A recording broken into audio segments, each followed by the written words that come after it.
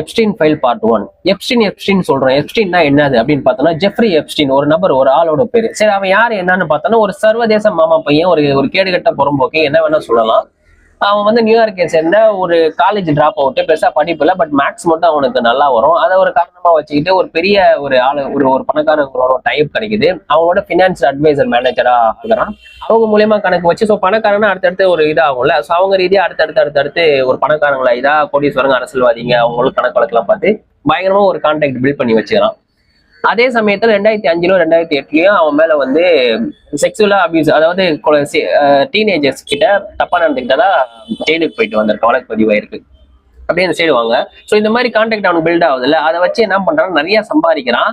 அவன் என்ன யோசிக்கிறான் அப்படின்னா, நம்ம இங்கே இந்த நாட்டுல இவ்வளவு சம்பாதிக்கிறோம் நம்ம நாட்டுல அப்படின்னா, இப்போ உலகம் வெளிநாடுகள்ல எவ்வளவு அரசர்கள், எவ்வளவு கோடீஸ்வரர்கள், எவ்வளவு செலிபிரிட்டிஸ் இருப்பாங்க அப்படின்ற மாதிரி யோசிச்சு அவன் சம்பாதிச்ச காசுல மொத்தத்திலையும் நியூயார்க்ல ஒரு மேன்ஷனும், அப்படியே அது யூஎஸ் அதர் சைட்ல ஒரு பயங்கரமான ஒரு ஐலாண்ட் வாங்கி ஒரு கன்ஸ்ட்ரக்ஷன் பண்ணி பிரைவேட்டா ஜெட் வாங்கி வச்சிருக்கான், லோலிட்டா எக்ஸ்பிரஸ் அப்படின்ட்டு. எதுக்கானா பெரிய பெரிய புள்ளிங்க தனிப்பட்ட முறையில வந்துட்டு போறதுக்கு, ஸோ அது யாருக்கும் தெரியாம வந்துட்டு போறதுக்கு அந்த ஜெட்டை ஒன்று வாங்கி வச்சுக்கிறான்.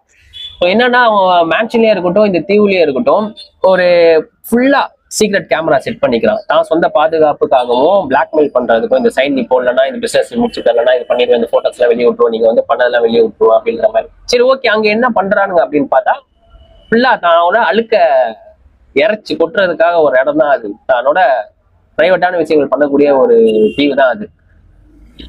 இப்போ இந்த பொண்ணுங்க, சரக்கு, அது இது. அந்த பொண்ணுங்கன்னு சொல்ல போது அங்கதான் ஒரு இது வருது. 13 to 15 வயசுக்குரிய பொண்ணுங்களை தான் அங்க ஃபுல்லா நிறைய பேர் இருந்திருக்காங்க.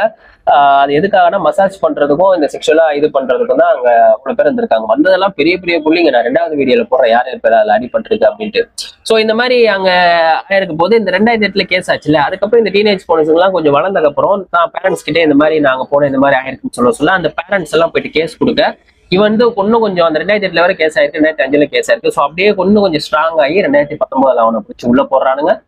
உள்ள போட்டதுக்கப்புறம் அவன் வெளியே வர முடியாதுன்ற மாதிரி 2வது தானா உள்ள போன மாதிரி ஆகுது. ஏன்னா 2008 இவன் கேஸ் ஆயிடுச்சு. ஸோ பெரிய பெரிய புள்ளிங்க வேற இல்ல, புள்ளிங்க வேற இடம் பேர் அடிபட்டிருக்குன்னு சொல்லிட்டு அவனுக்கு வந்து இந்த மிரட்டல் வந்ததாகவும் தான் பயந்து 2019 தானா போய் சரண்டர் ஆன மாதிரியே ஒரு இது இருக்கு.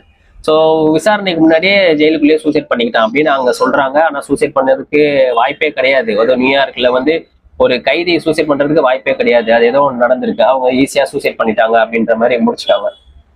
ஸோ இதுதான் ஜெஃப்ரி எப்ஸ்டீன் அவனோட ஸ்டோரி. அந்த இப்போ அவன் செத்தக்கு அப்புறம் அந்த ஃபைல்ல வந்து ரிலீஸ் பண்றாங்க. அதுல என்னென்ன இருக்கு என்ன ஏதுன்றதை நான் செகண்ட் வீடியோல போடுறேன்.